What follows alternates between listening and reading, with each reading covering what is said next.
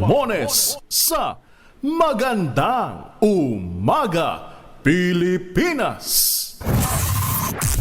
DZRH Magandang Umaga Pilipinas sa DZRH Radio, DZRH TV at DZRH Online. Kasama si Kuya Angelo Palmones. Magandang Umaga Pilipinas. Luzon, Visayas at Mindanao. Kamusta na po kayo? 12 tayo ngayon ng Pebrero 2026.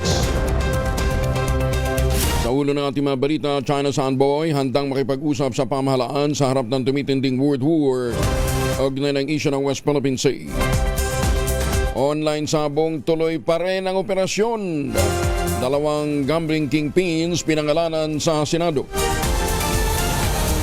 House rules sa impeachment ng Pangulong BBM kinwestiyon. Hindi naman daw nasunod ayon kay Congressman Egay Erice.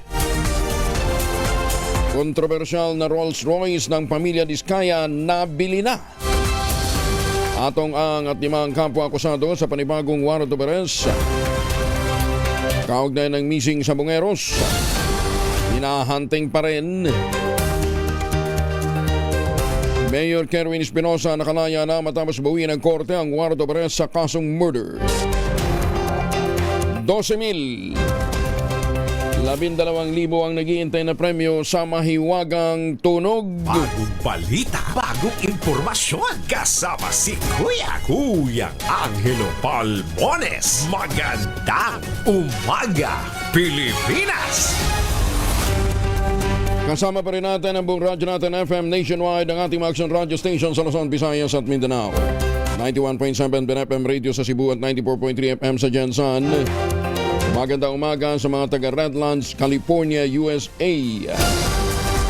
Sa detalye ng mga balita, nakalaya si Albuera Leyte Mayor Kerwin Espinosa mula sa Cebu City Jail matapos ipawalang bisa ng korte ang inilabas na warrant of arrest laban sa kanya.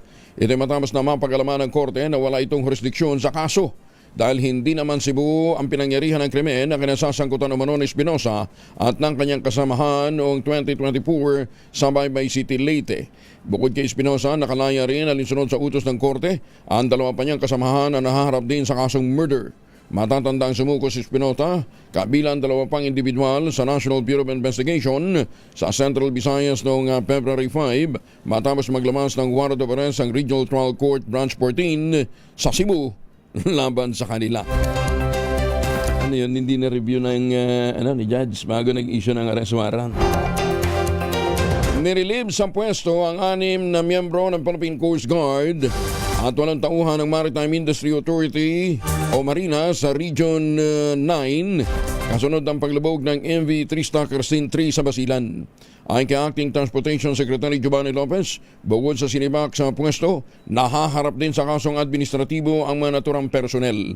Sinabi ni Lopez, sa oras na mapatunayan na may managing kapan sa tungkulin ng mga ito, mahaharap din sila sa kasong kriminal dahil sa posibleng paglamag sa Anti-Graft and Corrupt Practices Act. Inatasan din ni Lopez ang DOTR Legal Department makipag-ugnayan sa Marina at Philippine Coast Guard para sa posibleng paghahain ng criminal cases laban sa mga opisyal at may-ari ng Allison Shipping Lines na nag-ooperate ng lumubog na Trista Kirsten 3, gayon din ang mga crew nito. Lumalamas ho kasi overloaded talaga yung naturang vessel. Arestado naman ng National Bureau of Investigation ng isang lalaki sa Makati City makarang pagtangkaan nito ang kanyang ex-girlfriend o pagbantaan nito ang kanyang ex-girlfriend na ikakalat ang kanilang intimate video. Ayon sa biktima, sinend ng suspect sa kanyang kaibigan ang private video at pinagbantaan siyang ikakalat pa ito sa iba. Kung hindi siya papayag na makipagkita at muling makipagtalik, abay oga, gano'n. Agad namang nagsumbong sa mga otoridad ang biktima. Inabusuhan itong makipagkita sa suspect bilang bahagi ng entrapment operation. Sa ngayon, hawak na ng pulisyang suspect na nahaharap sa kasong paglamag sa Anti-Violence Against Women and Children Act, ngayon din sa Anti-Photo and Video Voyeurism Act of 2009. Bakit nga ganun? May mga lalaking, di ba? bastos. Kukunan mo ng video yung partner mo, tapos pagdating ng panahon, gagamitin mong panakot. Di ba? Ay, sus, may Ginoo. Oo. Wag ho ninyo dapat pipili ho kayo ng mabuti ho yung mga binabae. Di ba? Ayan, masahol po. Alam bayag yung magamit ng kanyang klase ho ng pananakot, ha? Pumirit naman si Senator Loren Legarda ng investigasyon sa Epstein Files para protektahan ang kabataang Pilipino laban sa pagsasamantala. Ito ay sa pamamagitan ng inihain niyang Senate Resolution No. 300 na humihiling sa Senado na magsagawa ng malalimang investigasyon kaugnay ng Epstein Files. Babala ni Legarda, posibleng nagamit ang Pilipinas bilang base ng digital cover-up operations na naglalayong manipulahin ang pananaw ng publiko. Panawagan ni Senator Legarda, dapat agad na aksyonan ang kanyang hirit na investigasyon sa Epstein File upang mapangalagaan ang mga kabataang Pilipino at matiyak ang pagsunod ng bansa sa pandaigdigang obligasyon sa karapatang pantao. Sinabi pa ni Senator Legarda, ipinapakita ng Epstein Files ang nakababahalang operasyon sa buong mundo at tungkulin natin na tiyakin na ang Pilipinas ay hindi magiging plataforma ng pang-aabuso. Ang tinutukoy ni Legarda ay si Jeffrey Epstein, isang Amerikanong financier na nakulong sa kasong sex trafficking at pagpapatakbo ng trafficking network sa buong mundo. Bagong balita, bagong impormasyon. Kasama si Kuya Angelo Palmones. Magandang umaga, Pilipinas! May paalala naman ang Department of Health sa mga magkasintahan o mga nagliliguan pa lamang ngayong nalalapit ang araw ng mga puso. Sa ano na yan, ha? Sa Sabado na yan. Ang paalala ng ahensya, pagdating sa pakikipag-date, mahalagang pinag-uusapan ang consent at personal boundaries ng isa't isa. Ang pangungulit, pilitan at hindi pagrespeto sa desisyon tungkol sa physical intimacy ay nakakaapekto hindi lamang sa relasyon kundi sa kalusugan at kaligtasan. Kaya ang payo ho ng Department of Health ngayong nalalapit na Valentine's Day, para sa mga kababaihan lalong-lalo na, okay lang magsabi ng no o not yet. Ayan, ha? Talaga, hindi, tsaka, dapat irespeto, ha? Sabi ko nga sa inyo, boys will be boys, mangungulit at mangungulit yan, ha? Kaya dapat ingat ang ating mga dalaginding. Magandang umaga, Pilipinas! 13 minuto na makalipas ang alas 4 ng umaga, ilang araw bago ang Valentine's Day. Very active ngayon ang Department of Health. Gusto nyo ba ng tips kung paano makikipag-break? Maganda umaga kay Asak Cecil Bangkasantos, ha? Ang payo ho ng Department of Health kung paano makipag-break sa bisyo ay number 1. Set up. First step, mag-set ng quit date sa loob ng 2 linggo para tumigil. Sa bisyo ho ito, ha? Pero applicable din naman sa inyong partner kung gusto nyo talagang hiwalayan. Second step, alamin at iwasan ang mga triggers ng pagkikrave ninyo. Third step, gumawa ng quit plan kung biglaan o unti-unti ang pagtigil. Ang fourth step, magkaroon ng support system na susuporta sa pagtigil mo. At ang fifth step, itapon ng yosi, vape at iba pang gamit sa bisyo para makaiwas sa tukso. Ayan. Ngayon, Valentine's Day, piliin mo ang relasyon na hindi ka sasaktan, makipag-break sa bisyo. Tumawag sa DOH Quit Line 1558 para may kasama ka sa bagong simula. Gets nyo? Magandang umaga, Pilipinas! Ay, mga misis! Ayan, nakala nyo anong hiwalayan, ha? Mga misis, amoy haraba sa mister pag-uwi galing ng trabaho, abay dahil yan sa germ sa katawan nila para labanan ng amoy araw at amoy pawis, gumamit ng Shield Bath Soap regularly. Unbeatable ang Shield sa paglaban sa germs versus another brand, may shea butter, pampalambot ng kuti sa presyong abot kaya, $12.50 SRP. Kaya naman recommended ito ng Philippine Nurses Association. Kaya mga misis ay challenge Shield, subukan ng Shield Bath Soap. Galit sa sakit, may malasakit, sulit na sulit. Mahiwagang tunog! Ayan, habang kayo ay naliligo gamit ang Shield Bath Soap, ito ang ating mahiwagang tunog.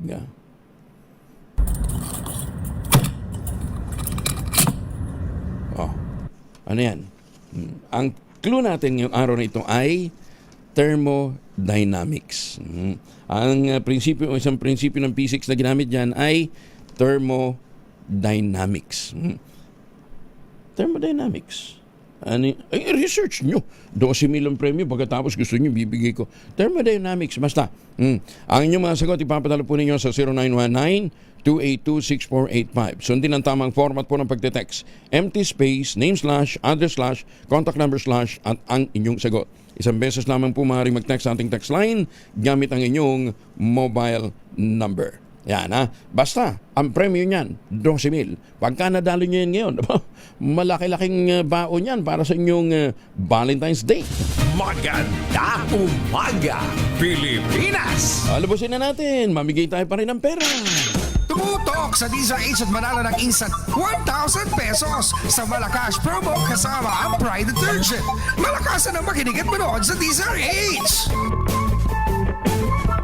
Ang tropa ni Sherwin Alparo na naghahanap na mabibigyan ng 1,000 piso at iba pang mga regalo kasama ang Pride Detergent ay nasa Barangay Poblacion, Pateros. Sa mga taga-Barangay Poblacion, Pateros, lakasan nyo na ang inyong mga radyo, telebisyon. Ready na ba kayong tandaan ang ating word of the day para manalo ka ng DZRH mini component? Eto na! Sa mga taga-Cam Norte, Lambo, Camarines Sur. Ay, Cam Norte na nga Lambo, Camarines Norte. Ang ating word of the day ay hidus. Ayan. Sa Tagalog ay kasuklam-suklam. Sa Ilocano, naaryek. Ayan. At sa Hiligayno naman, makasuluka. Makasuluka. Nakakasuka. Ayan. Hinus, karumal-dumal. Hinus crime. Maganda umaga, Pilipinas! Ay, may Ginoo. Umayo ko sa mga suki natin dyan po sa Japan. Maganda umaga din sa mga suki natin dyan sa California. Baka pabalik ko kayo ng Pilipinas, lalong-lalo na yung mga seafarers natin, yung mga galing Hong Kong, Macau, Taipei, yung mga nagbabakasyon dyan sa Japan. Wag na tayo magpasalubong na imported na tsokolate. Meron ho tayong tangerine chocolate dito sa Pilipinas. Ang tangerine chocolate po ay brand ng mga magniniyog ng mga magsasaka dito po sa lalawigan ng Quezon. Sabi nga po ni Dr. Helen Tan, kung sino bang magmamalasakit sa Pilipino kundi ang kapwa Pilipino, si Dr. Helen Tan nga, hinakot yung mga planting material ng kakao galing Davao para maitanim sa ilalim po ng mga nyugan. Kaya ngayon nagpo-produce na ho ang mga magsasaka ng high value crop na katulad po ng kakao, pinaprocess yan para maging tangerine chocolate. Available sa 0919-095-5935. Pero may mahigit 10 variants yan na mga raw material galing din po sa ani ng mga magsasaka. I-check po ninyo sa tangerinechocolate.ph. At sabi nga po ni Dr. Helen, sino bang magmamalasakit sa Pilipino kundi ang kapwa Pilipino? Kaya sa bawat tangkilik natin ng tangerine chocolate, pinalalakas natin ang loob ng ating mga magsasaka, pinalalakas natin ang ating lokal na ekonomiya. Tangerine chocolate, 100% gawang lokal, but taste and looks global. Tinulungan ito ng DTI at ng DOST. Bagong balita, bagong impormasyon. Kasama si Kuya Angelo Palmones. Magandang umaga, Pilipinas! Ngayon to, birthday ni Romy Gonzales. Lakay Happy birthday Lakay dyan sa Baguio. Happy birthday kay RH41, Romy Gonzales at sa magsasakang reporter na si Mer Laison. Happy birthday. Yan nataraki na kabsat na dito si Romy. Nagbe-birthday ngayon. Alam pakain.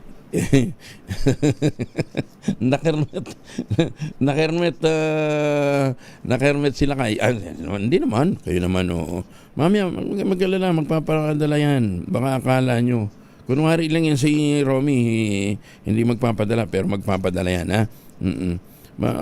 madaling makonsensya yan alam niya namang inaabangan din ni Malo Cabral yung kanyang blowout dito happy birthday. Happy birthday, Romy.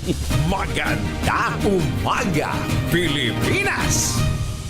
Nagbigay ang Philippine Amusement and Gaming Corporation of PAGCOR ng ilang patient transport vehicles sa 5 lokal na pamahalaan at national institution upang mapalakas pa ang pagtugon sa emergency response sa iba't ibang panig ng mundo.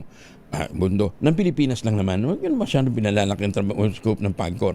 Kabilang sa pinakabagong benepasyaryo ng PTV program ng PAGCOR, ang Lung Center of the Philippines, ang Imos Cavite, Lalawigan ng Bataan, gayon din ang mga bayan ng Libertad sa Antique, Munisipalidad ng Ibaan at San Jose dyan po sa Batangas. Ayon kay PAGCOR Chairman at CEO Altenco, ang inisyatiba ay bahagi ng pagsisikap ng corporate social responsibility ng PAGCOR upang mapabuti ang akses sa pangangalagang pangkalusugan sa mga komunidad na nangangailangan ng ganitong klase ng tulong pinansyal.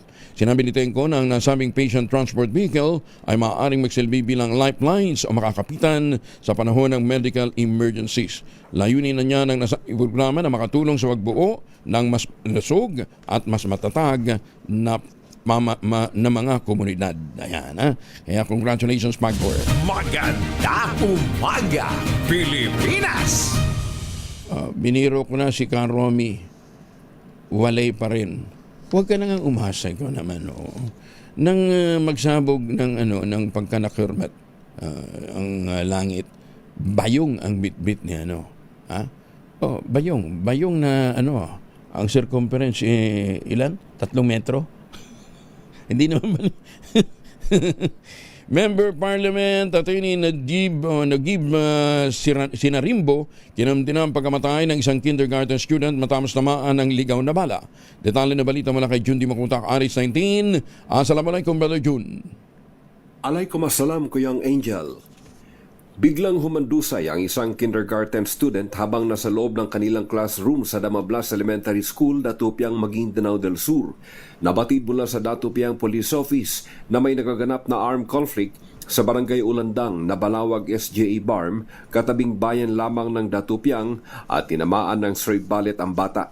Ang pangyayari ay mariing kinondina ni Member Parliament Attorney Nagib Sinarimbo. Sa kanyang public statement, napakasaklap umano na ang isang batang nag-aaral pa lamang magsulat ng kanyang pangalan ay biktima ng karahasan sa loob mismo ng silid-aralan. Hindi karapat-dapat sa sinumang bata na makaranas umano ng bunga ng karahasan na kagagawa ng mga nakakatanda.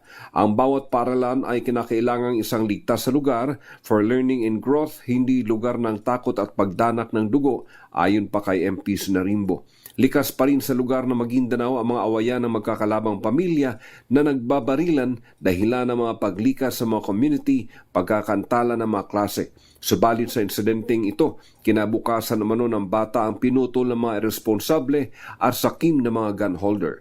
Dapat namanong may managot. Panawagan ni MP Sinarimbo na ilunsad ang isang malalimang investigasyon sa insidenteng ito at hindi dapat palampasin. Magugunitang napapansin na rin ng national government, partikular na isang senador, ang kumakalat na public display ng mga baril sa social media mula sa Mindanao. Isa mo na itong dangerous signal, isang babala ng patuloy na paglaganap ng mga karahasan gamit ang mga marami-rami pang loose firearms, partikular sa 2 probinsya ng Maguindanao. Ayon pa kay MP Sinarimbo, tapos na ang gera, sobrang kaidami ng dugo ang dumanak sa Mindanao, kay raming pamilya ang na-displace at mas maraming kinabukasan na ang nasira ng dahil lamang sa mararahas na hakbang gamit ang baril. Mula sa Central Mindanao, RH19, Jun Di Makutak, DZRH, una sa Pilipinas, una sa Pilipino. Sokran, Jun. Maganda umaga, Pilipinas! 24 na makalipas ang alas 4 ng umaga. Mga mamis, po pwede tayong mag-laundry day today, ha? Tunod no ka ba kapag makapit, madikit at malupit ang mancha? All you need is pride. Ba't mapahirapan ang pride ba't mapahirapan ang self kung sa pride? Easy at worry-free naman ang laundry. Sa triple stain away formula, tanggal na matitinding mancha based on test sa chocolate, mud and sabon on cotton.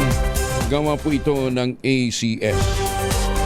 Naglabas ang panibagong warrant of arrest ang San Pablo, Laguna Regional Trial Court laban sa negosyanteng si Charlie Atong Ang at 5 iba pa. Kaugnay ito ng reklamo ng kidnapping with serious illegal detention sa mga nawawalang sabungero. Kasama sa inisyohan ng warrant sina Ryan J.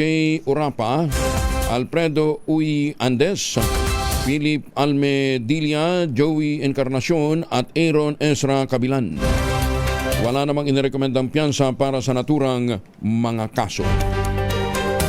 Kinestyon sa pagdinig ng Senate Committee on Games and Amusement ang mga hakbang ng mga kaukulang ahensya ng gobyerno sa pagsugpo sa nagpapatuloy na operasyon ng isabong at iba pang illegal na online gambling sa bansa. Sa pagdinig ng komite, pinakita ni Senator Rapi Tulfo ang isang live stream ng online sabong bilang patunay na may nagpapatakbo pa rin kahit mahigpit na itong pinagbabawal ng pamahalaan. Puna ni Tulfo, bakit hindi napapahinto at nanghuhuli ang mga nasa likod ng isabong? Gayong alam naman ng mga law enforcement agencies ang operasyon nito. Tinukoy din ng senador ang live streaming ng isabong na pag-aari ng isang kingpin o gambling lord ng Central Luzon na aktibo pa rin hanggang noong nakaraang taon. Pinangalanan ni Tulfo ang operator sa Region 3 at Region 4 na Pineda at Bernos ang apelido. Gayit na mababatas, ang nahuhuli lamang kasi ng mga otoridad ay mga maliliit na mga sugal na may taya tulad ng Tupada, Caracruz, Tongits. Samantalang ang mga big time operators ay hindi nahuhuli dahil sa laki ng kanilang pangalan.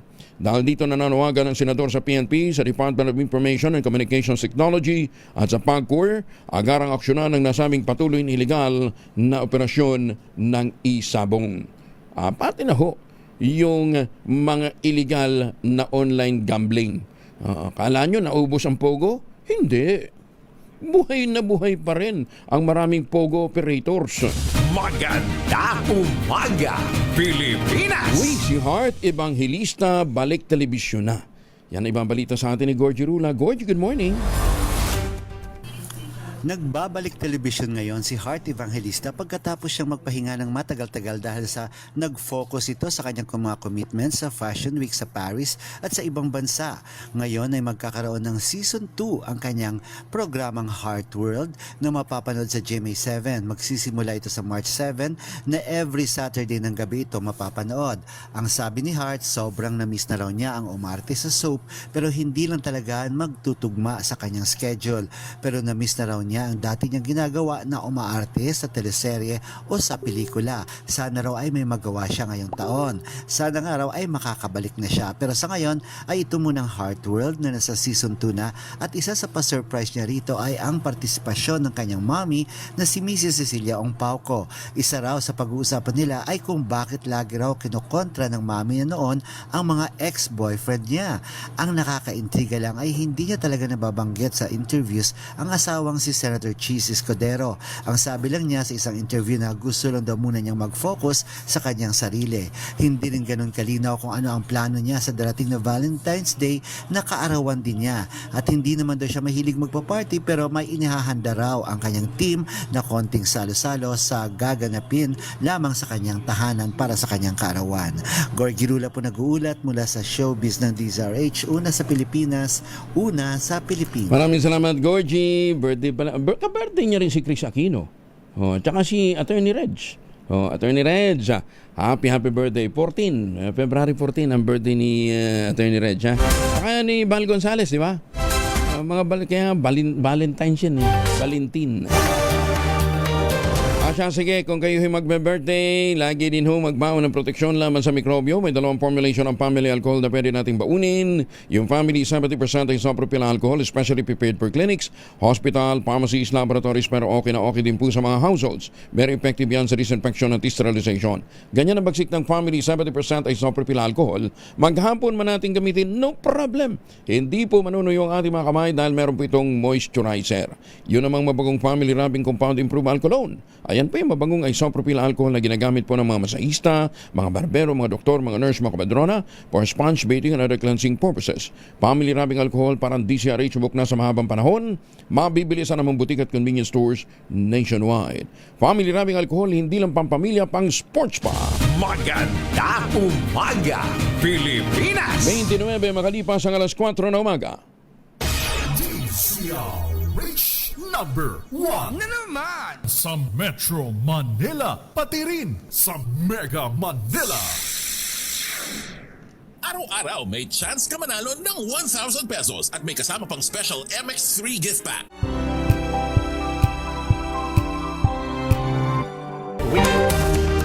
Trantedos na makalipas ang alas 4 na umaga. Dito na nga muna tayo at baka mainip po yung ating winner. Tutok Tutok sa DZRH at manalo ng instant 1,000 pesos sa Malacash promo kasama ang Pride Detergent. Malakasan ang makinig at manood sa DZRH!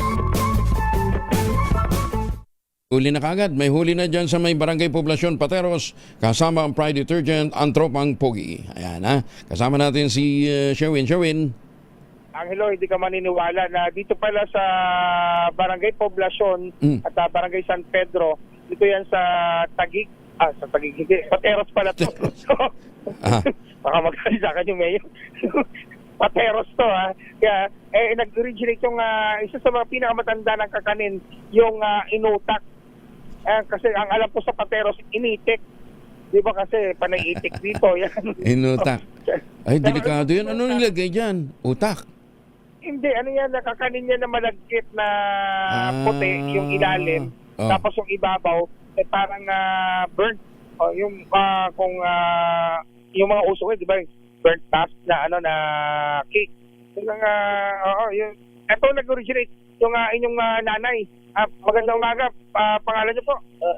Ako ay former Councilor Ernesto Ampe from Pateros. May konsihal. Kumusta na ho kayo? Retirement tayo.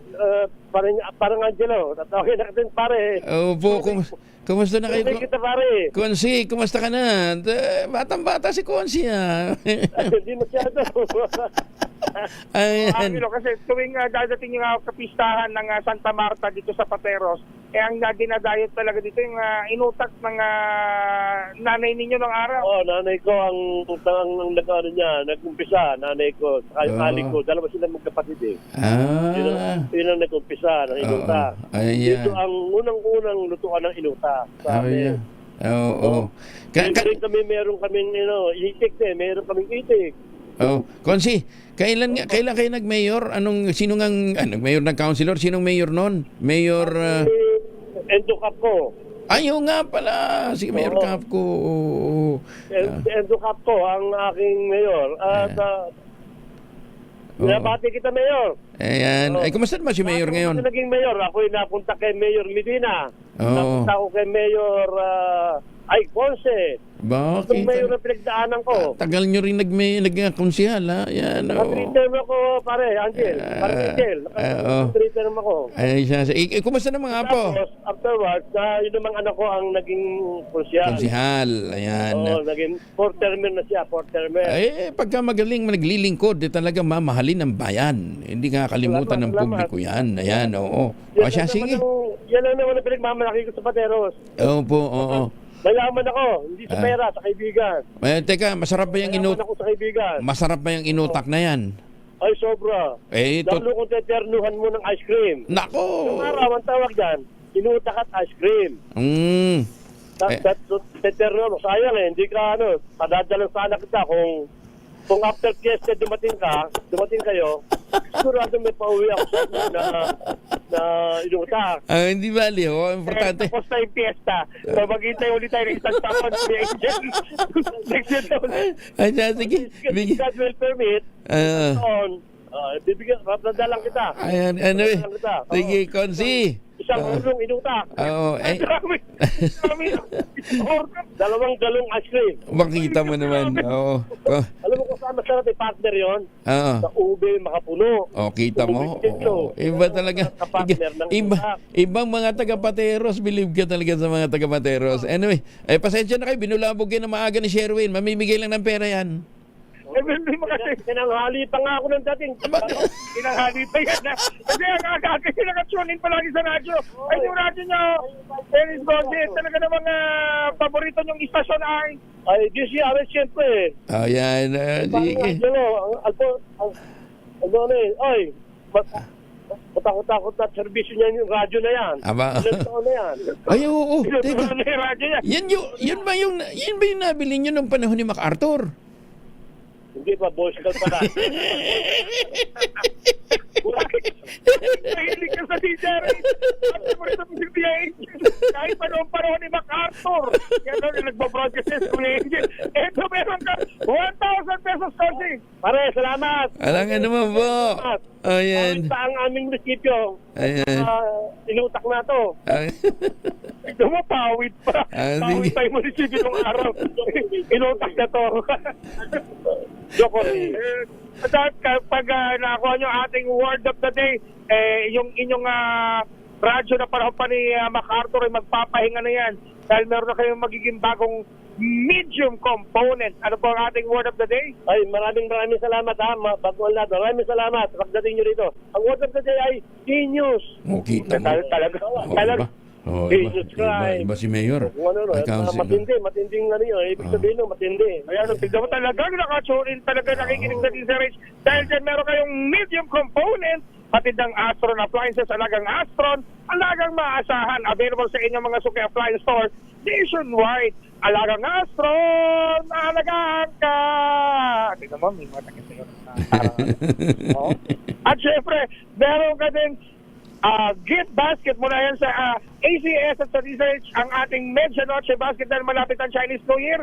Katatapos na maghandaan ng kakapista ng Santa Marta. Ngayon naman, ito, pang Chinese New Year na ang ating Medya Noche basket. Yan, natin sa atin ng ACS at ng DZRH. At ang pinakabago, pinakamalaki, pinakababango, ang Pride with Public Conditioner, Korean Strawberry Bloom Detergent Powder with Stain-Away Formula, 2 kilo yan, kaya kahit gano'ng karaming laban, ubos yan. Maraming salamat. Paring Angel, maraming salamat. Apo, ingat po kayo. Salamat. Apo, ingat po, Konsi. Magpe-prepare pa si Konsi dahil mamaya may reunion sila. Hindi ko makakasama yung misis ko ngayon. Dati kasama sa amin sa interview May reunion mamaya. Batch 1962. Bakita niyan. Natin kung lahat ng aking mga classmates. Wow. Sa DCRH. Ayan. Kasama ko sila, si Alparo. Batch 1962. Ang crew ng mga DCRH. Ayan, sige. Nakakalo ko sa 1,000. Okay. Huwag magalala. Ito ay makakarating sa inyo. Hati-hatiin pa mamaya. Paparapol. Alam mo. Nako. Nakakatingin kayo nito galing sa DCRH. Ang Kita mo. ating paboritong timpilan ng radyo. I-divide yan sa 20. I-divide yan sa 20, Sherwin. Ano ba siya?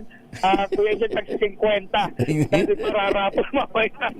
Mga classmates, alam niyo ba, ang DCRH ay unang-una sa radyo sa Pilipinas. Kita mo, may vlogging.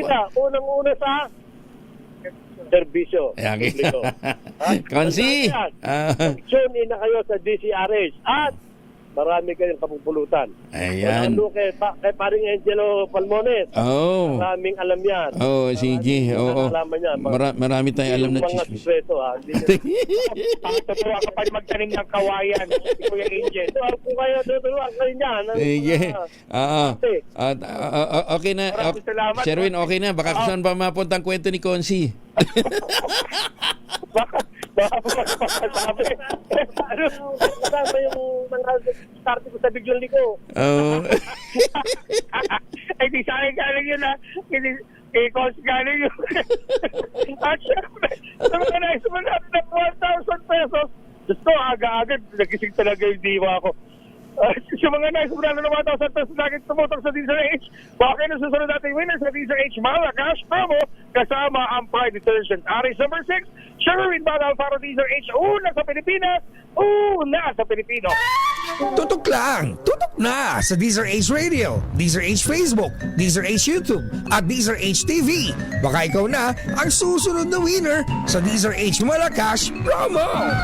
Maraming salamat, Sherwin, at kay Konsyal. Ayan, alam ba ninyo na merong isang kontrobersyal at tila lihim na kautusan ang nilagdaan ng emir ng Taliban na nagpapatupad ng bagong sistema ng hustisya na nagbibigay daan ng legalisasyon ng pag-aalipin at malalang diskriminasyon sa bansa, lalong-laro na sa mga kababaihan. Doon sa mga nagbabalak magpunta ng Afghanistan. Ito yung ika-7 ENER o formal na nilagdaan nito ng liderato ng Taliban, ang Criminal Procedural Regulations for Courts. Ang nasabing regulasyon ay binubuo ng 119 articles na hinati sa 3 kabanata. Hindi ito dumaan sa anumang pampublikong debate o anunsyo. Nalaman na lamang ng publiko ang pagkakaroon nito noong January 21 matapos na ilabas ng grupong Rawadari ang kopya ng dokumento sa wikang Pasto. Ayon sa mga human rights organization, ang bagong batas na ito ay naglalaman ng nakakaalarmang probisyon. Number 1, pag-uuri ng tao. Opisyal na hinati ang lipunan sa mga malaya, free, at saka mga alipin. Tapos meron ding social hierarchy. Hinati ang mga mamamayan sa 4 na uri o social classes. May impunity. Binibigyan ng proteksyon ng batas o impunity ang mga relihiyosong scholar at itinuturing na noble o maharlika. Tapos meron ding mabigat na parusa. Mas mabigat ang parusang ipapataw sa mga nasa lower class. Mas malupit ito, yung sibilasyon ng mga kababaihan. Higit pang paghihigpit at normalisasyon ng karahasan laban sa mga babae. Ayan. Yan po ay sa Afghanistan. Magandang umaga, Pilipinas! US citizen arestado sa Sampaloc dahil sa pagpapotok ng baril at paghawak pa ng illegal drugs. Detalye ng balita malaking Goy Gonzalez, RH29 Boy. Good morning. Good morning, Kuya Angel. Arestado ang isang 58 anyos na US citizen matapos magpapatok ng baril at nakuhanan ng hinihinalang shabu sa Sampaloc, Maynila. Kinilala ng pulisya ang suspect na si Rio Victor na aresto sa kaban ng Lacson Avenue, kanto ng Pigibal Street sa barangay 435. Ayon sa Barbosa Police Station 14, nagsasagawa ng police visibility ang mga tauhan ng TMRU nang makarinig sila ng isang putok ng baril na may 30 metro ang layo. Agad silang respondent na datnan umano ang suspect na may hawak ng kalibre 38 revolver at sinisigaw. Naaresto ang suspect at na-recover ang isang kaliber 38 na revolver na may 4 na live ammunition at isang basyo ng bala. Sa isinagawang body search na nakumpiska rin umano ang isang sachet ng naglalaman ng hinihinalang shabu at isang screwdriver mula sa kanyang busa. Naharap ang suspect sa kasong illegal discharge of firearms, alarm and scandal, paglabag sa Comprehensive Firearms and Ammunition Regulation Act of RA 10591 at sa pag-iingat ng illegal drugs. Ito si Boy Gonzales para sa DCRS, una sa Pilipinas. Maraming salamat, Boy. Magandang umaga, Pilipinas! Naisabasta na sa halagang mahigit 29 million pesos ang kontrobersyal na mamahaling sasakyan na may payong. Ito yung Rolls-Royce Cullinan ng mag-asawang kontraktor na sina Curly at Sara Diskaya. Sa auction ay sinagawa ng Bureau of Customs, nabili ni Igorot Stone Kingdom founder at CEO Pio Velasco ang nasabing luxury car. Ito na kasi ikatlong public auction ng Bureau of Customs. Ang bentahan ng naturang sasakyan ay umabot ng 29 million and 26,000 pesos. Mas mataas lamang ito ng 1,000 mula sa floor price na itinakda ng BOC. Ayon naman kay Velasco, makasaysayan ang naturang mamahaling sasakyan dahil ito ang dahilan kung bakit nabunyag ang karapalang korupsyon sa bansa. Kaugnay ng mga anomalyang flood control project. Pinag-iisipan pa rin ni Velasco kung i-display lamang ang nabiling Rolls-Royce sa kanyang theme park sa Baguio City. Sumali din ang TV host na si Willie Revillame o Kuya Will sa bidding ng mamamahaling sasakyang nakumpiska ng Bureau of Customs mula sa mag-asawang kontraktor na sina Sara at Curly Diskaya. Yan man hindi personal na dumalo si Willie sa bidding at nagpadala lamang ng kinatawan sa katauhan ni Christian James Lina. Kabilang sa isinailalim sa public auction ng Bureau of Customs, ang Lincoln Navigator 2024, GMC Yukon Denali 2022, Cadillac Escalade 2021, Maserati Levante Modena 2022, GMC Yukon XL Denali 2022, Cadillac Escalade ESP 2022, Rolls-Royce Cullinan nga 2023 at ang Bentley Bentayga 2022. Ayon kay Customs Commissioner Ariel Pumoseno, kasama din sa auction ang Blue Bugatti Chiron 2017 at Red Bugatti Chiron 2019. Magandang umaga, Pilipinas! Isinusulong ni Bulacan 6th District Representative Cador Plato ang panukalang nagbabawal sa pag-hold ng mga bangkay sa medical facilities, mga morgue at funeral parlor dahil sa hindi nababayarang hospital bills o funeral expenses. Ayon kay Congressman Ador, ang naturang panukala na Anti-Cadaver Detention Act ay isang panawagan para sa basic human decency. Iginiit ni Kong Plito na sa halip na pigilan ng mga ospital at punerarya ang paglabas ng labi ng isang pasyente dahil sa unpaid bills, dapat gumamit ito ng legal at makataong paraan sa pananingil ng bayarin, hindi yung hino-hostage yung bangkay. Sa ilalim ng itinutulak ng panukala, dapat payagan ang naulilang pamilya na i-claim ang bangkay ng kanilang mahal sa buhay, gayon din ang pagkuha ng death certificate sa tulong ng notarized o sa pamamagitan ng notarized promissory note na nasecure sa pamamagitan ng kolateral o garantiya ng isang co-maker na siyang sasagot kapag hindi nakapagbayad. Pagbibigay din ni Kong Ador, hindi dapat na maging hadlang ang kahirapan para magkaroon ng maayos at disenteng burol at hindi rin niya dapat na itinuturing na kolateral ang katawan ng tao kung ito ay pumanaw na.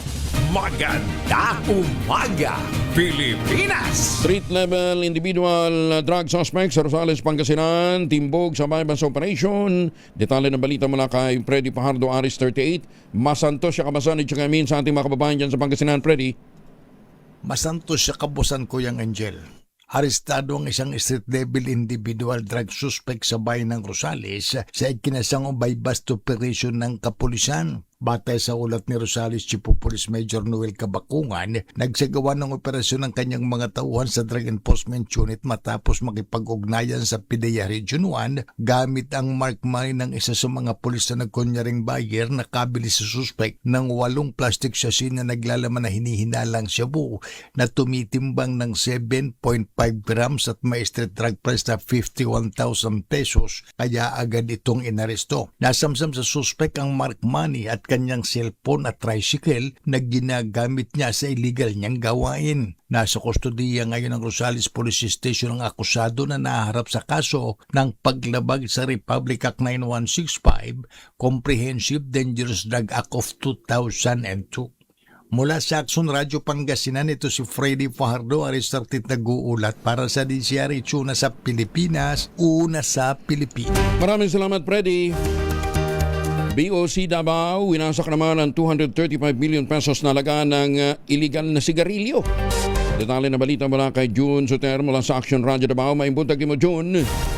Mayong buntag usab Kuyang Angel, winasak ng Bureau of Customs o BOC Port of Davao ang aabot sa 235 milyong halaga ng mga illegal na sigarilyo upang matiyak na hindi na muling makapasok sa merkado. Ayon sa BOC, nasa 6,400 master cases sa iba't ibang brand ng sigarilyo ang nakumpiska sa magkahiwalay na operasyon sa Maguindanao del Norte, Maguindanao del Sur at sa Davao Region. Bago tuluyang sirain, binasa muna ang mga kontrabando at saka dinurog sa tulong ng Bureau of Fire Protection at accredited waste disposal contractor na Greenleaf 88. Sinabi ni BOC Commissioner Arnel de Pomocino na mahigpit ang kampanya ng ahensya laban sa iligal na kalakalan at ang pagsira sa mga nasamsam na produkto ay bahagi ng kanilang pagsisikap na protektahan ang lehitimong negosyo at ang publiko. Isinagawa ang aktibidad sa presensya ng iba't ibang ahensya ng gobyerno at lokal na opisyal upang matiyak ang transparency ng proseso. Ito si June Suter para sa DZRH. Una sa Pilipinas, una sa Pilipino.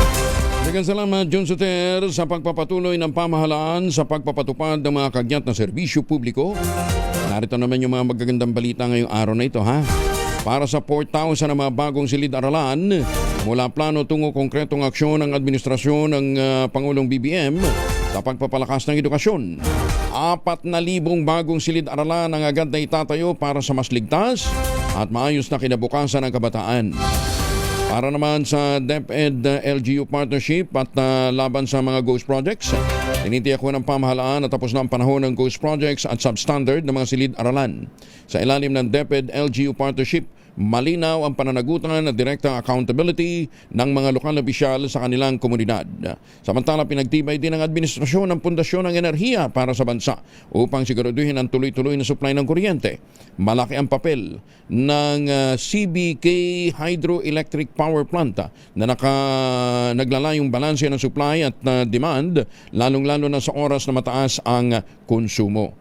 Samantala, isang mahalagang pagkilala rin mula sa pandaigdig ang komunidad ang iginawad sa Pilipinas.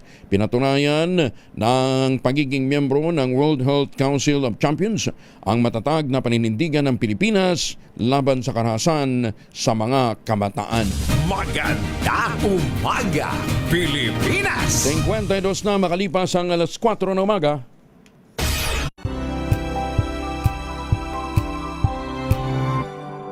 Oriental. Alay, kumusta ang mga taga-Ginto, Bulacan? Drug suspect natin naman sa bypass operation ng PNP sa Baguio City. Kasama na natin ang ating birthday boy ito ngayon, di ba? Si Romy Gonzales. RH41 Romy, happy birthday. Thank you, Kuya Angel. Inaresto ng mga operatiba ng Baguio City Police Office at City Drug Enforcement Unit ay isang lalaking drug suspect sa ikinasang bypass operation sa Crystal Cave Road, Bacatang Central, Baguio City kagabi. Nakumpiska mula sa suspect ang isang heat-sealed transparent na plastic sachet na may lamang methamphetamine hydrochloride o shabu na tinangkan itong ibenta sa isang operatiba na nagpanggap na buyer. At isa pang heat-sealed transparent plastic sachet na may laman ding shabu na dala rin ng suspect. Nasamsan din sa kanya ang non-drug evidence na kinibibilangan ng cellphone, 500 peso bill at 4 na piraso ng 500 peso budol money. Ang suspect ay isinailalim sa custodial investigation at documentation ng kapulisan. Sasampahan ito ng kasong pagyawad sa Republic Act 9165 o Comprehensive Dangerous Drugs Act of 2002. Ito si RH41, Ronnie Gonzales para sa DZRH. Una sa Pilipinas, una sa Pilipino. Boy, Romy, lakay. Yes, kuya. Sabi ni Malu, happy birthday daw. Ha? Ang layo mo kasi. Tapos, pagbiyahe pa ako ng Tabuk City ngayon. Ano meron sa Tabuk? Yung 30 foundation. Ng Tabuk. Doon nga pala, radyo natin Tabuk, ano ha? Oo, baka mamaya kita-kita kami ng mga kasama natin sa radyo natin sa Kalinga, sa Tabuk. Ayan. Sige. Oo. Sagot na daw ni Malu yung blowout mo dito. Bahala na daw siya. Oo. Abono na lang ako sa kanya. Ayan. Ingat ha. Just like na. Ayan mo na latest na update sa back to you, Kuya Angel. Maraming salamat. Si Romy Gonzales, live po mula dyan sa Baguio. Maganda umaga, Pilipinas! Ilang taon na si Romy ngayon? 60? Wala pa namang 60 si Romy. Mga 59 lang naman siguro, 58. Ha? Sige. Ayan. 3 minuto na lamang, alas 5 na po na umaga. Kayo ba ho? Kayo ba? Oras na para mag-ultamayo. Ang gulo mo kasi, Malu eh. Oras na para tayo mag-ultamayo. Ano nga bang ultamayo? Ang ultamayo po ay postbiotic with lactococcus lactoserine plasma. Dumaan po ito sa mahabang clinical trial. Ayan ha. Hindi po mga testimonial, hindi mga kwentong kutsero, kundi human clinical trial dyan po sa Japan. Ang bawat kapsula po ng ultamayo ay nagtataglay ng 50 billion cells ng lactococcus lactoserine plasma. Yan, napaka-potent po nito na pagpasok sa ating katawan, pinagagana po nito yung PDC, yung plasmacytoid dendritic cell, yung po yung tinatawag na commander ng ating immune system, responsable sa pagtataboy ng mga toksin sa ating katawan habang tayo po ay natutulog. Kaya rekomendado ho ng mga doktor mga 1 oras bago matulog, 2 kapsula. Yan ha. Nakatutulong ito para ma-achieve natin magandang tulog. Pagka magandang tulog, magandang gising. May panlaban tayo sa puyat, pagod at stress. Ilan lamang yan sa mga benepisyo po ng Ultabayo ha. Kung may mga concerns pa po kayo, mag-text po kayo sa 0931-033-2871. Ang Ultabayo po ay registrado sa Food and Drug Administration, halal certified. Available po ito sa Mercury Drug, HB1 Plus Pharmacy, Curamed at Amesco Drug. At ito pang magandang balita ha. Kapag bumili nga po kayo ng isang box ng Ultamayo Postbiotic, yung 30 capsules sa alinmang Mercury Drug Store sa buong bansa, makakakuha ka ng free 100 pesos Mercury Drug Gift Certificate. Promo runs until July 31, 2026 per DOH FDA CFRR Permit Number 0981 Series of 2025. Mahalagang paalala, ang Ultamayo po ay hindi gamot at hindi dapat gamitin panggamot sa anumang uri ng sakit. 30-day preventive suspension ipinato ng LTFRB Eastern Visayas sa Doctors Utility Ban. Ito yung involved dun sa malagim na aksidente sa Basay, Samar. Detalye ng balita mula kay Jimmy Angay-Angay, RH32. Umaupay nga agad, Jimmy. pinatawan ng 30 araw na preventive suspension ang biyahe ng Doctor Shuttle Services ng Land Transportation Franchising Regulatory Board. Ito ang sinabi ni LTFRB Transportation Development Officer Veronica Reposar. Ayon kay Reposar, mismo si LTFRB Eastern Visayas Regional Director Gualberto nag-utos sa preventive suspension ng biyahe sa franchise unit, biyahe Tacloban, Burungan. Naka-schedule rin ang hearings tanggapan ng LTFRB at ipinatawag ang operator ng Daptor sa Pebrero 24. Lahat ng kanilang van, isa sa ilalim ng roadworthiness inspection at ang mga driver, isa sa ilalim ng mandatory drug testing sa mga authorized DOH accredited testing facility na kailangan rin isa ilalim ng accredited road safety seminar ang mga driver. Simula Pebrero 10 ang 30 araw na preventive suspension matapos ang disgrasya noong alas 6:45 ng umaga, Pebrero 10 sa taong kasalukuyan sa sitio Sagpuro, Barangay Balod-Basi, Samar, galing Burungan City ang van papuntang Tacloban, kung saan sumalpok ito sa Toyota o sumalpok ang Toyota Hiace van sa isang flatbed truck kung saan 4 ang namatay on the spot at 6 ginagamot pa sa ospital. Ang operator naman ay kailangan sagutin ang medical at hospitalization assistance sa mga injured victims at suporta sa mga pamilya na namatay na pasahero. Na dito sa DYVL Action Radio Tacloban, ito si R32 Jimmy Angay-Angay para sa DZRH. Una sa Pilipinas, una sa Pilipinas. Dagang salamat, Jimmy Angay-Angay. Magandang umaga, Pilipinas! Si Lian Loreto ng Pag-asa, kasama na natin. Good morning, Ma'am Lian. Yes po, good morning po Sir Angel at sa lahat po ng ating mga tigas-baybay. Ngayong araw may 3 weather systems po tayo na maaaring magdala ng mga pag-ulan sa ating bansa. Una po dyan yung shear line na nakaka-apekto sa may Southern Luzon and Visayas, specifically sa may eastern sections, kabilang na po ang Bicol Region, Western Visayas, Quezon, Oriental Mindoro, Marinduque, Romblon, Negros Occidental, maging dito din po sa Samar Provinces, Biliran at sa Leyte. Kaya inaasahan po natin dyan na meron po tayong makulimlim na panahon at mga kalat-kalat na mga pag-ulan. Posible din po na ulanin dito sa may Caraga, Davao Region at Southern Leyte naman dahil po sa easterlies. At sa eastern sections naman ng Northern Luzon, possibly meron pa rin po tayong mga mahihinang mga pag-ulan at maulap na panahon sa may Cagayan Valley, Apayao, Kalinga, Mountain Province, Ifugao at Aurora dahil naman po sa amihan. But for Metro Manila and other parts of the country, inaasahan natin mas maganda naman po yung ating panahon, liban na lamang po sa mga isolated light rains or mga thunderstorms naman sa may Mindanao.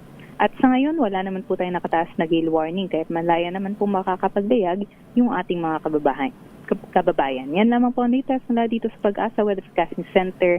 Ito po si Dian Loreto. Layan, so sa Sabado, Valentine's Day, hindi maulan. Well, sa nakikita natin, possible pa rin po yung rainy conditions sa may Northern Luzon area. Northern Luzon lang. Pero the rest of the country, magandang weather. Mostly, maganda naman po. Pero yun nga po, possible pa rin po yung mga thunderstorm activities naman po natin dito, especially sa may Visayas and Mindanao. Ayan. Para yung mga magdidate, pero kinakailangan din kayo, magbaon na lang din ng pananggalang ng payong, di ba? Opo, tama po yan. Tsaka iba rin yung naglalakad kayo, magkasukob kayo sa payong, di ba? Oo. Maganda yung mga gano'n. Ay, kumusta naman ang Valentine sa mga taga-Pag-asa? Well, dito po sa Pag-asa, duty pa rin po tayo ngayong Valentine's Day. Walang bakasyon. Ano ba yan? Nakaalis na nga si Basyang. Nandyan pa rin kayo. Anyway, sige Ma'am Lian, maraming salamat ha. Ingat po kayo. Happy Valentine's sa mga taga-Pag-asa. Salamat po. Happy Valentine's. Happy weekend po. Happy weekend. Magandang umaga, Pilipinas! Oy, baka akala nyo, ano na, Biyernes na ngayon, Thursday pa lang ngayon ha. Oras sa buong kapuluan, 4 minuto na makalipas ang alas 5 ng umaga. This time check is brought to you by ACS Manufacturing Corporation, ISO certified, maker of world-class quality Pride detergent. RH Champion Detergent. Tapat po sa inyo. Ang balitang yan ay hatid sa inyo ng RH Super, ang shot ng tropa. Kauna-unahan sa Pilipinas. Manila Broadcasting Company. DZRH a proud member of MBC Media Group. Bagong balita, bagong impormasyon, kasama si Kuya Angelo Palmones. Magandang umaga, Pilipinas! Baka nakakalimutan nyo ha, 12 ngayon ng Pebrero.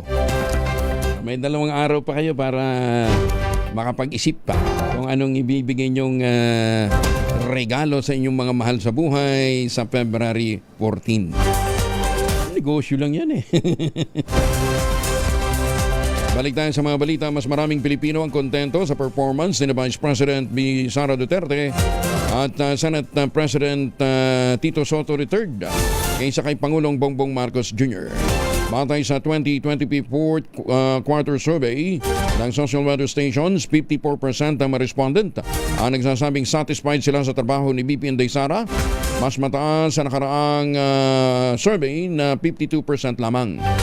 Bumaba naman ang dissatisfaction rating ni VP Inday sa 26 mula sa dating 30 habang 19 ang undecided. Samantala 46 naman ang kontento sa performance ni Senate President Tito Sen habang 30 ang dissatisfied at 21 ang undecided. Nananatili naman sa neutral ang satisfaction rating ng Pangulong BBM kung saan 40% ang mga respondent ang nagsabing tiwala sila sa trabaho ng Pangulo, 43% naman ang nagsasabing hindi sila kontento. Sumipa sa 160.41 billion pesos ang voluntary savings ng Pag-ibig members noong 2025. Ayon kay Pag-ibig Fund CEO Marilena Costa, ito ang itinuturing na pinakamataas na voluntary savings sa kasaysayan ng ahensya. Mas mataas ng 21% kumpara sa naitala noong 2024 na refleksyon na nila na tiwala ng publiko sa mga programa ng gobyerno. Sana naman ma-recover din natin yung 10 billion na ininvest ng Pag-ibig sa prepared funds ng Megawide Construction. Kumusta na ba yan? Kumusta na ho ba yun? May pag-asa na ho bang marirecover natin? Yung pong 10 billion na yun na galing po sa pondo ng Pag-ibig Fund, ininvest po sa prepared funds o prepared stocks, prepared bonds, hindi pala prepared bonds ng Megawide Construction. Kasi hangga't hindi ho gumaganda ang performance ng kumpanya, hindi natin ma-unload yung prepared stocks na yun. Kikita ng konti, pero ayan. Magandang umaga, Pilipinas! 7 minuto makalipas ang 4:00, public consultation ng Kamara sa panukalang anti-political dynasty bill sinimula na. Detalye na balita mula kay Manang Milky Rigonana, Aristrald. Manang Milky. Sa Carmona, Cavite, gaganapin ngayon ang unang public consultation sa isinusulong na anti-political dynasty bill. Ito ay pangunahan ni Representative Sia Alonto Adjong, Chair ng House Committee on Suffrage and Electoral Reforms at dadaluhan ng mga kinatawan ng mga local governments ng Cavite at Laguna. Ngayong 20th Congress, mahigit 20 ang mga panukalang batas na inihain tungkol sa anti-political dynasty. Ilan sa mga may akda ng naturang panukala ay sina House Speaker Faustino D. III at House Majority Leader Sandro Marcos. Nalayuning wakasan ang monopolya ng mga kilalang pamilya at mabigyan ng pagkakataon ng iba na gustong maglingkod sa mamamayan. Pasok din ang anti-political dynasty bill sa LEDAC priority measures kasabay ng direktiba ni Pangulong Bongbong Marcos na panahon na para isulong ang naturang panukala.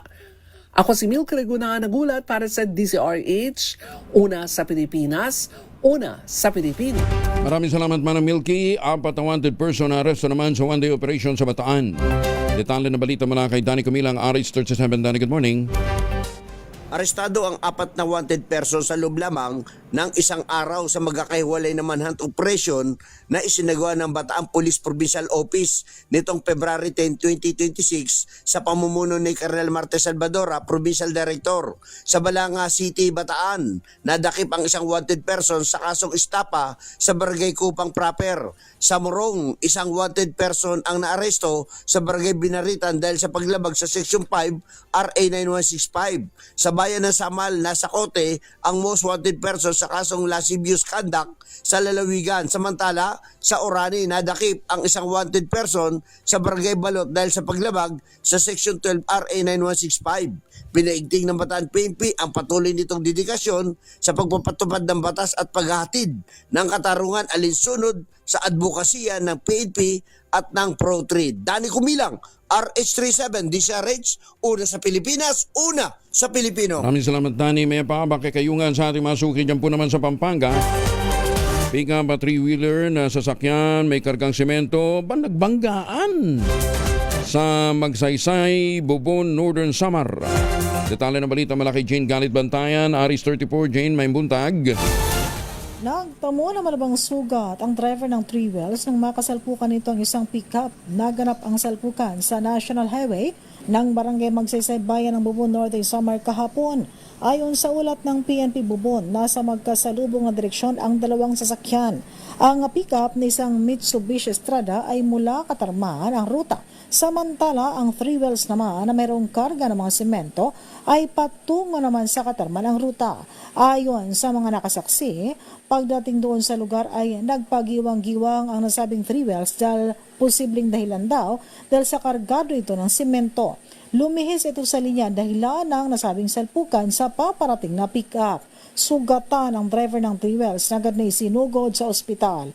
Tumila po naman sa kalsada ang ilang kargang semento. Ang driver ng pick-up ay isang 53 taong gulang, isa itong manager ng isang Golden Broom Marketing at residente ng Barangay Ginsurungan, Executive Heights, Catbalogan, Western Samar. Samantala, ang driver naman ng three wheels ay minamaniho ng isang 29 na taong gulang na laborer at residente ng Barangay Old Rizal, Catarman, Northern Samar. Ligtas ang driver ng pick-up at dinala ito sa pulisya ng Bubon dahil head-on ang banggaan na sira naman ang bumper at hood ng nasabing sasakyan. Naka-impound ito ngayon at ang three wheels sa Bubon Municipal Police Station. Mula sa Aksyon Radyo Katarman, RH34, Jane Galit Bantayan ng DZRH. Una sa Pilipinas, una sa Pilipino. Maraming salamat, Jane Galit Bantayan. Boss Brian Posadas. Good morning. Mga kabataan ngayon tinawag na weak ni Senator Robin Padilla dahil sa pagka-addict sa cellphone. Detalye na balita mula kay Raymond Dadpa, Saris 28. Raymond, good morning. Malaki ang kaibahan ng mga kabataan ngayon kumpara noong dekada 80 at 90. Ito ang deklarasyon ni Senador Robin Padilla sa pagdinig ng Senate Committee on Public Information hinggil sa panukalang Children's Safety in Social Media Act. Ayon kay Padilla, mas mahina ang mga kabataan ngayon dahil sa pagka-addict sa paggamit ng cellphone. Dahil noong dekada 80 at 90 ay nasa kalsada naglalaro ang mga kabataan kaya't marunong ang mga ito may pagkaibigan at hindi iyakin tulad ngayon. Ito ang dahilan kaya't wala ang terminong depression noon sa mga kabataan kumpara ngayon na kahit ang mga maliliit na bata ay madaling sabihin na siya ay depressed. Para kay Padilla, panahon na para i-regulate ang paggamit ng mga kabataan ng cellular phone gaya ng ginagawa sa ibang bansa. Ang pagkagumo ng mga kabataan sa cellphone ay tinawag ni Padilla na digital addiction na walang pinag-iba sa drug addiction. Dahil napakahirap ng utusan ng mga kabataan ngayon dahil nakatutok lagi sa kanilang cellphone. Humingi ito ng paumanhin sa mga kabataan ngayon kung sa kanyang tingin ay mas mahina sila kumpara noon. Narito si Senador Robin Padilla. Ang mga bata po ngayon, sad to say, huwag kayong magagalit sa akin. Ako, maraming batang magagalit siguro, pero pasensya na kayo. You are weak. Hindi kayo katulad nung panahon namin na hindi kami iyakin. Natuto kami sa kalsada. Natuto kami na huwag umupo, umiyak. Nung panahon namin, hindi uso yung salitang depression. Hindi ko nga alam yun kung ano yung depression. Ngayon, batang maliit, sasabihin, I'm depressed. Magulo. Ito si RH20, Raymond Dadpas para sa DZRH, una sa Pilipinas, una sa Pilipino. Maraming salamat, Raymond. Pero alam niyo, totoo yan. May pag-aaral nga. Asan na yung study na yun, Tina? Di ba? Nagsasabi yung mga Gen Z daw, sorry pero mas mahina ang performance nila kung ikukumpara sa mga millennials. Magandang umaga, Pilipinas! Matalik na kaibigan ng yumaong si Pepsi Paloma nakiusap na wag nang kalkalin ang isyu ng pagpanaw ng young actress. Yan ang ibabalita sa atin ni Morley Alinio. Morley! Gising na ang showbiz, rampa na Pilipinas. Good morning, Kuya Angel. Matagal na ang kontrobersyal na kuwento ng Pepsi Paloma. Ito ay kinasangkutan ng trio na sina Tito Vic and Joey, na hanggang ngayon ay hindi pa rin tapos ang nasabing mainit na usapin. Kasi sinasabing nagkaroon umano ng foul, ni-rape umano ang naturang sexy actress. Nagsalita na ang maraming kasamahan ni Pepsi Paloma sa nasabing issue. Pero ang tunay na susi na kasama raw ni Pepsi Paloma nung gabi na iyon ay ang kanyang best friend na isa ring sexy actress na si Guada Guarin. Isang revelasyon ang narinig namin kay Guada Guarin. Nagkaroon kami ng chance na makausap ang dating sexy actress na ngayon ay nananahimik bilang isang ordinaryong babae. Well, ayon kay Guada Guarin, sana raw maisip ng mga tao na wag nang kalkalin ang nasabing issue dahil ito ay tapos na. Pero ang katotohanan sa likod ng issue ay alam na alam nitong si Guada. Lamang nilagyan daw niya ng siper ang kanyang bibig dahil marami na ang nasagasaan, marami na ang natapakan, marami na ang nasangkot sa nasabing issue. Mas makabubuti daw na manahimik na lang siya. Kahit sabihin pang siya ang kasama ng yumaong Pepsi Paloma, ay nais daw niyang isarado ang nasabing kuwento dahil marami ang nadamay na.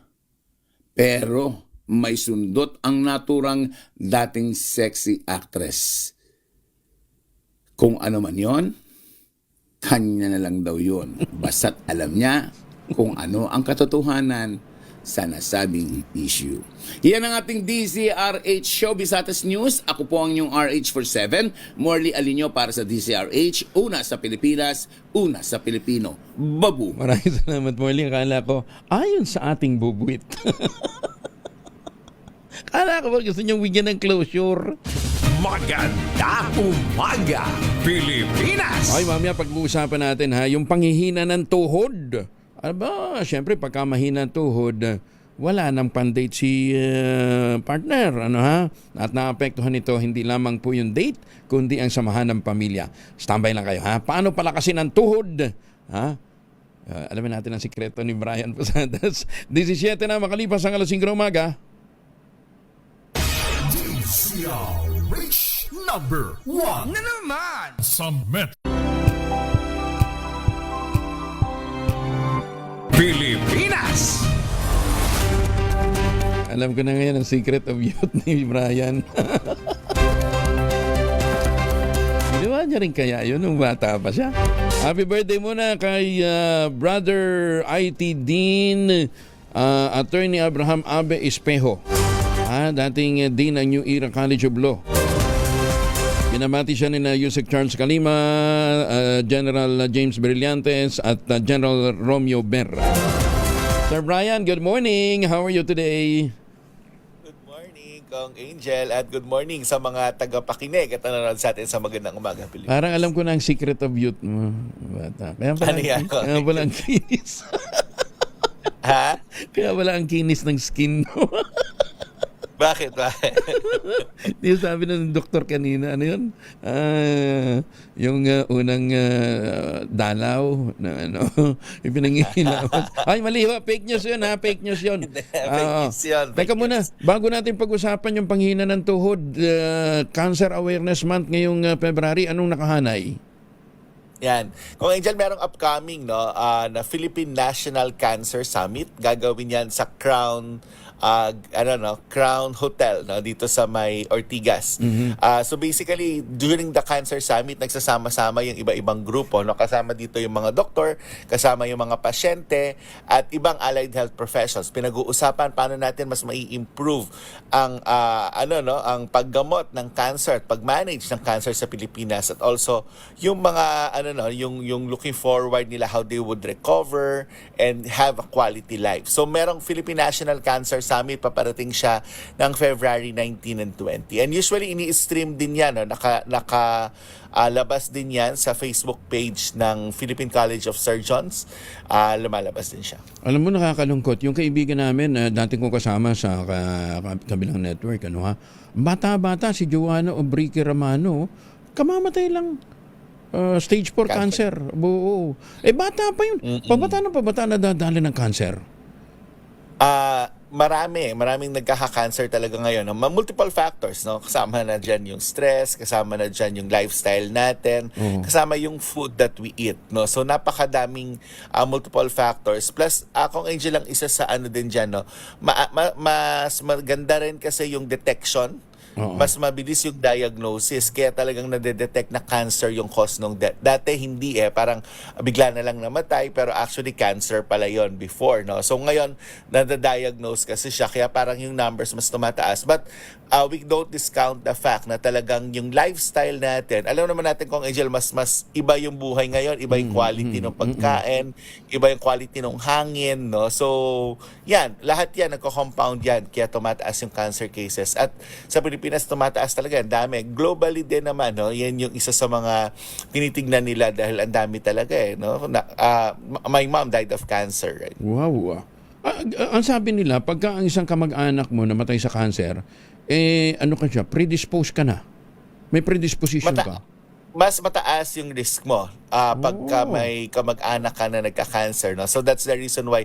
Kasi yung sa mom ko, yung nanay niya also died of cancer. Yung kapatid niya na lalaki also died of cancer. Tapos yung ate niya also had cancer.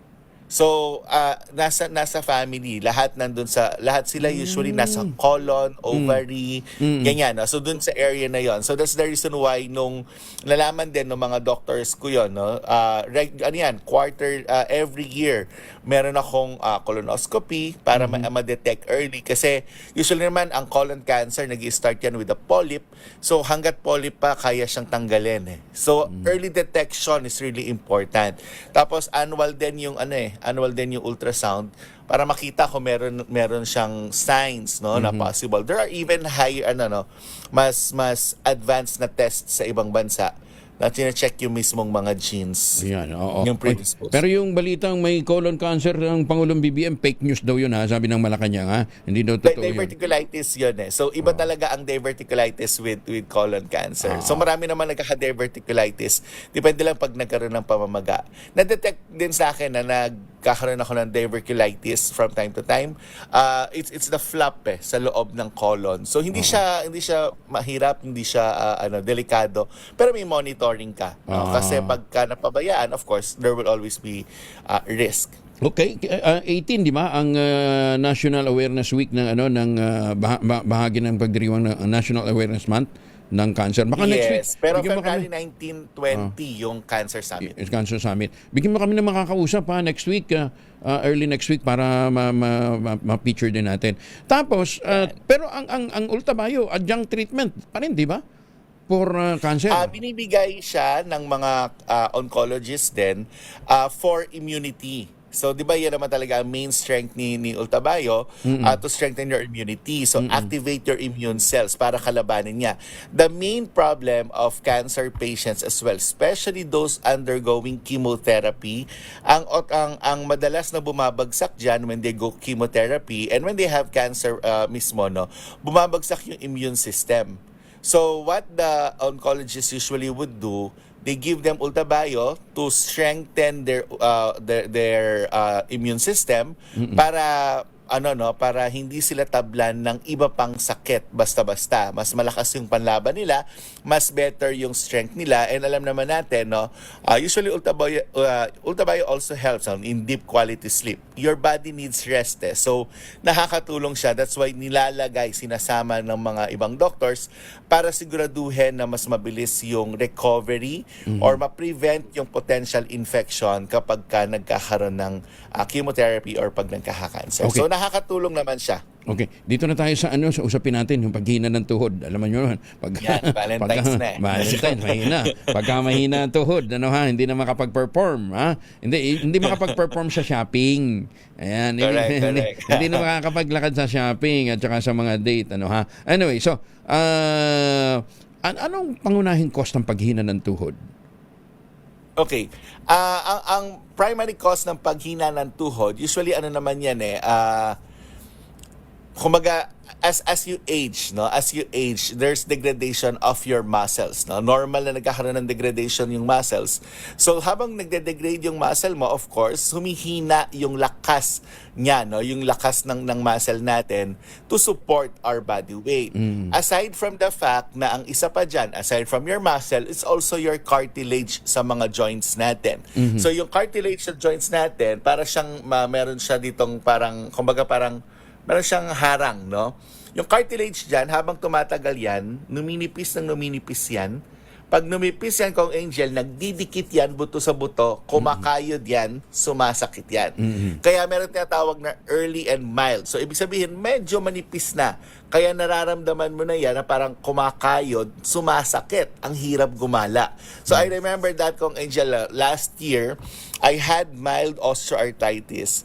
So, nagyakag yung mga bata, gala kami, nag-Disneyland kami. Sabi ko, hindi tayo pwedeng lumayo, dito lang tayo sa lugar na to. Kasi ang sakit talaga. I was even thinking of having, alam mo yung Kong Angel, yung moving na parang motor, naka-motor lang ako. Nahiya ka lang mag-wheelchair nahiya ka lang sabing wheelchair Nahiya ako sa wheelchair, kaya motorized vehicle. Pero ang sakit kasi talaga niya, lalo na pag malamig, Kong Angel. Ako po, salaga naman, ramdam mo. So, yun yung reason. So, ang nagiging tendency natin kapag kaganon, may syempre masakit, ang unang thinking ng mga tao, ay, kailangan ko pain reliever. Tama, Kaya lang, problema mo sa pain reliever, Kong Angel, tama naman, magbibigay yan ng symptomatic relief. Mawawala yung pain. Pero nandun pa rin yung manipis pa rin yung cartilage mo. So what I did during that time, honestly, was look at ano yung mga posible natin. How do I strengthen my cartilage? How do I strengthen my muscle? So one thing that I found out, yung collagen na madalas na ginagamit natin sa pampaganda, pampaglow, Kong Angel, yung hydrolyzed marine collagen. Mas maliliit na particles niya, sa tamang dami niya, around 2.5 grams and above, now to 5 grams, it can help rebuild your cartilage. And yung HMB naman na nakikita natin sa mga gatas ng matatanda, aminin na natin yan, yung mga gatas ng matatanda, nilalagyan nila ng HMB yan para yung protein yung muscle mo mag-rebuild din. Nagkakatalyze siya ng protein, ng muscle formation. So, kapag nag-exercise ka, lalakas ulit yung tuhod mo, hindi yan totally magkakaroon ng degradation. Tataas ang cartilage mo, lalakas ulit ang cartilage mo, and then you'll start walking better. So lalakas ang tuhod mo, pwede ka nang sumama, pwede ka nang makipag-date. Kung Angel, hindi lang age yan habang tumatanda, meron din mga bata pala ngayon, yung mga 30, yung mga 40, yung ang tawag nga mga millennials. Pinalaki, isang sex group, isang dancers, yung mga millennial, sila, emotionally strong, pero knee weak. Humina na yung weak nila. So sabi ng mga Gen Z, at least yung tuhod namin malakas. So yan yung problema ng mga millennials naman ngayon. So that can be managed if you take the right exercise, take the right meals, the right food as always. Dapat mataas ang collagen, may collagen ka, meron kang HMB, that could really help you. At yun ang pinag-isa ng Ultaplex. Nandun. Yan yung pinagsama namin sa Ultraflex. Pinagsama-sama. Galing sa akin yan eh. Para sa akin talaga yun na dyan. so, yun yung pinagsama namin, no? Okay. And to be honest ko, Angel, nakakagala na ako. Ay, sa totoo lang. 10,000 steps na ako. Yeah. Sa totoo lang. Dati, pagka may mga lakad din, nag-hiking kami papunta doon sa yung Bamboo Grove sa Japan. Nagpapaiwan na ako sa isang tabi. Kasi sakit na ngayon, kaya na. Yun, hindi. Oo, kayang-kaya. Kahit mag-hiking pa tayo sa Mount Apo, di ba? Mag-trekking pa tayo doon, kayang-kaya yan. Correct. May tamang support eh. Alam mo kung Angel, real story. Yung kaibigan ko, no? Yung nanay niya, lagi raw nakatungkod. Kasi nga, ang sakit sumasakit. So, nagtutungkod. So, pinatake niya, no? Sabi niya, sige nga, try natin yung supplement na to. Okay siya, no? Nagtanggal na raw ng tungkod.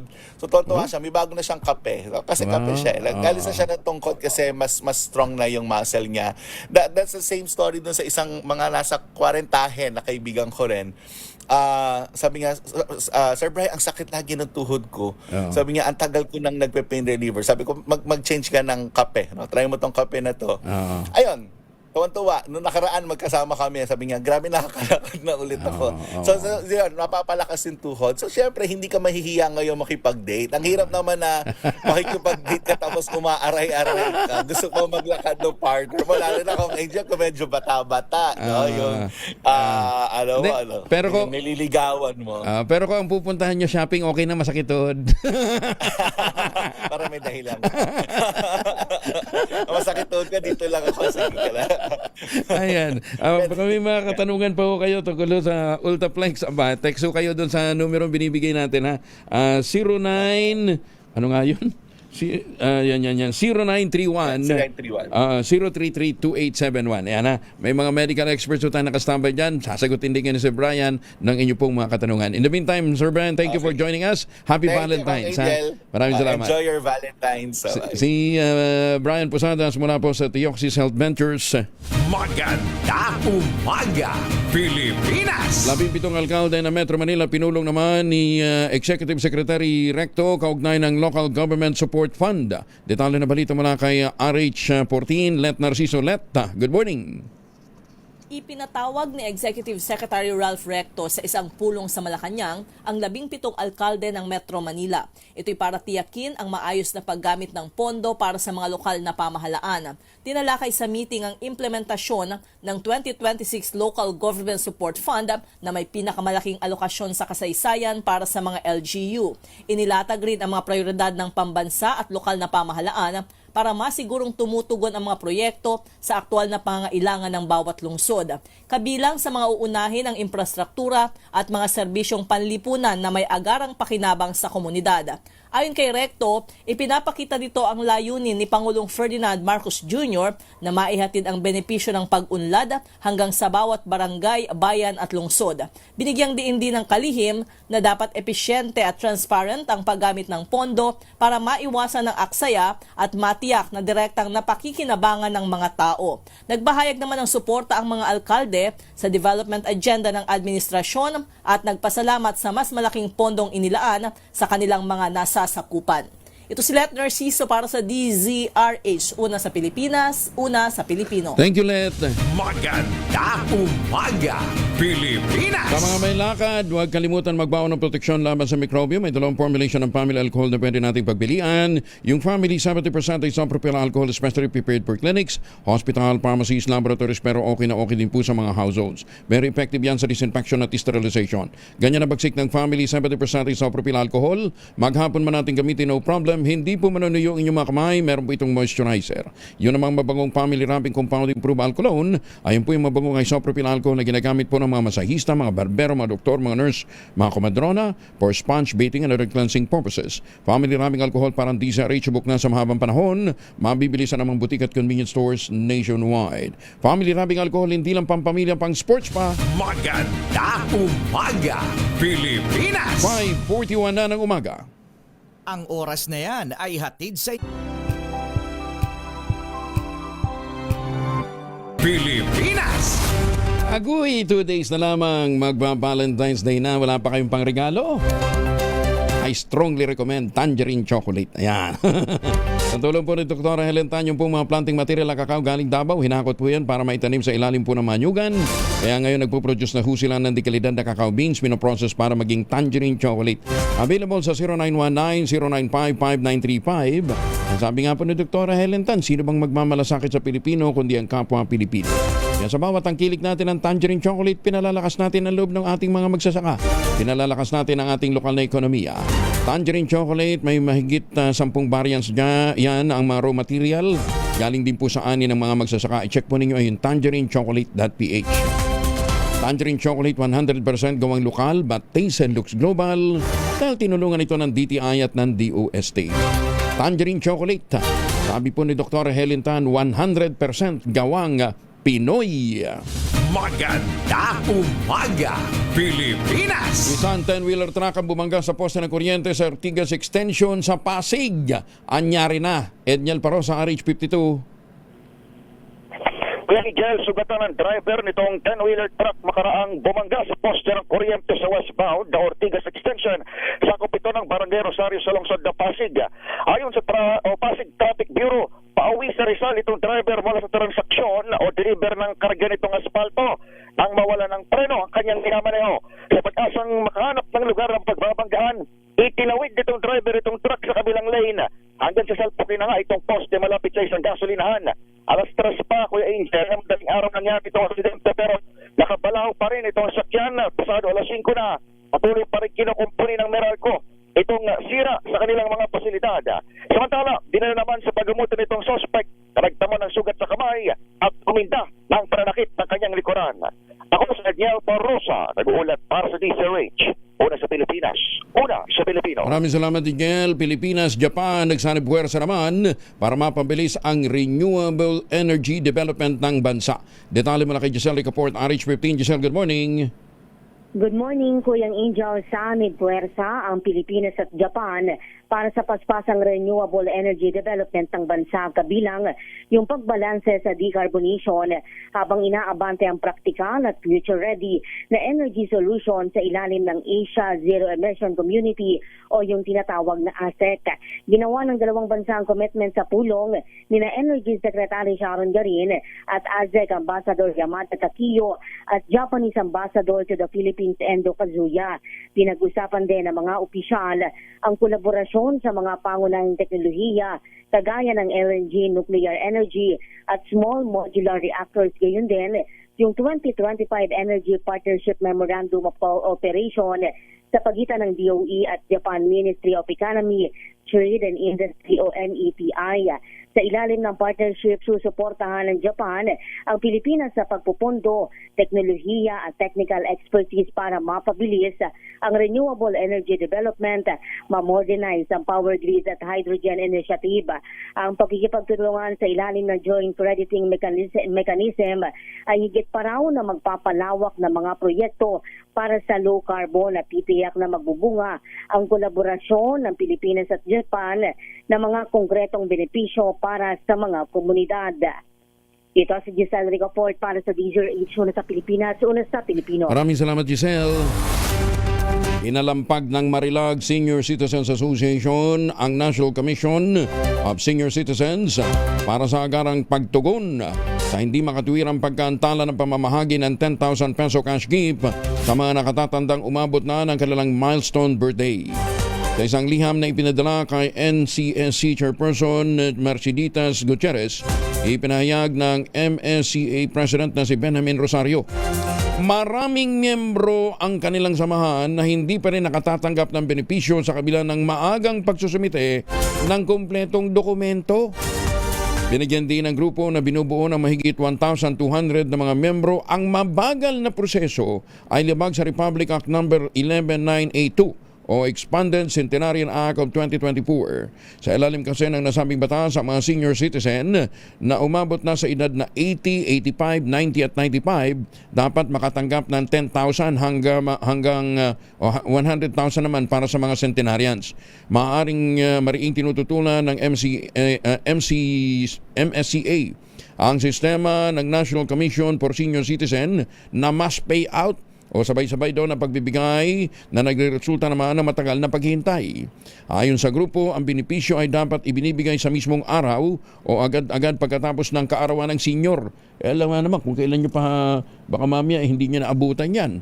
Ang matagal na proseso ay paglabag sa Anti-Red Tape Act o ARTA at ang mapanganib na pagkantala dahil marami sa mga benepisyaryo ay sakiti na at maaaring pumanaw na bago pa man matanggap ang pera. Oo nga naman. Bakit pa kasi hindi ibigay yan? Nandyan naman na yung pondo, di ba? Nandyan na yung pera. Maganda umaga, Pilipinas! Ay, sus, may nananakit na ba yung kasuasuan? Nagkaka-wrinkles na ba? Humihina na ba ang kalamnan? Epekto po yan ng pagtanda. Ipinakikilala ang Ultraplex isang health drink mula po sa lamikha ng Ultabio backed by Japanese technology.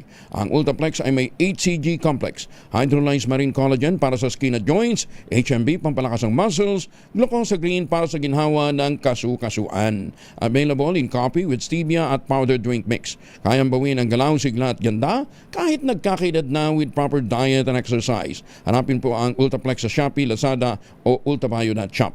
Ang Ultraplex po ay hindi gamot at hindi dapat gamitin panggamot sa anumang uri ng sakit. If symptoms persist, consult your doctor. Maganda umaga, Pilipinas! 6 na minuto na lamang bago mag-ACES ng umaga.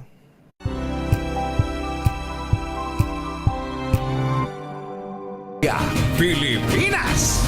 57 makalipas ang alas 5, welcome sa Department of Education ang desisyon ng Pangulong Bongbong Marcos gawing prioridad ang mga panukalang nakasentro sa konstruksyon ng mga silid-aralan, pagtutok sa anti-online sexual abuse of children at mas pinalawig na educational assistance. Kabilang ang ito sa 21 priority bills na inaprobahan sa ikatlong Legislative Executive Development Advisory Council meeting o LEDACPOL meeting ng 20th Congress. Ayon kay Education Secretary Sana Engara, ang naturang mga panukalay patunay ng komprehensibong approach ng administrasyon para mapabuti ang akses sa edukasyon habang pinaiigting ang proteksyon sa mga estudyante. Gate ni Engara, malinaw ang direksyon ng Pangulong Bongbong Marcos Jr. na palawakin ang akses sa dekalidad na edukasyon at siguraduhin ang ligtas na pananatili ng mga bata sa loob ng silid-aralan o maging sa digital world. Sinabi ng kalihim ng nasabing priority bills ay naayon sa nagpapatuloy na inisyatiba ng kagawaran gaya ng pagpapabalis ng konstruksyon ng mga classroom, pagpapatibay sa karapatan at proteksyon ng mga mag-aaral at pagsusulong sa nationwide awareness campaign sa online safety. Kaunti na lamang daw ng mga adult Pilipino ang very happy sa kanilang love life. Sa survey na isinagawa ng social weather stations noong November 24 hanggang 30 ng nakalipas na taon, 46% na lamang ng mga respondent ang nagsasabing masayang-masaya sila sa kanilang buhay pag-ibig. Pareho ito sa naiulat na rating noong 2024 na ang pinakabata o pinakamababa naman ay naitala sa nakalipas na 20 taon. Samantala, tumaas naman ang 40% mula sa nakalipas na 36% ang nagsasabing mas magiging masaya pa sila. Habang 14% naman ang walang love life. Ang naturang survey ay nilahukan ng 1,200 adults sa buong bansa sa pamamagitan ng face-to-face interview. Maganda umaga, Pilipinas! 2x2 at ACS Balita susunod na sa ilang saglit. Kuya Angel po si Angelo Palamones, sigiwan sa inyo na isang magandang umaga. Maraming salamat sa inyo walang sawang pagsubaybay, pakikinig at pagtitiwala. Magtanim ng kawayan para sa kalikasan at kabuhayan. Ang ating quote of the day ngayong araw nito ay mula po kay Epictetus. Epictetus pala. Yan, ha?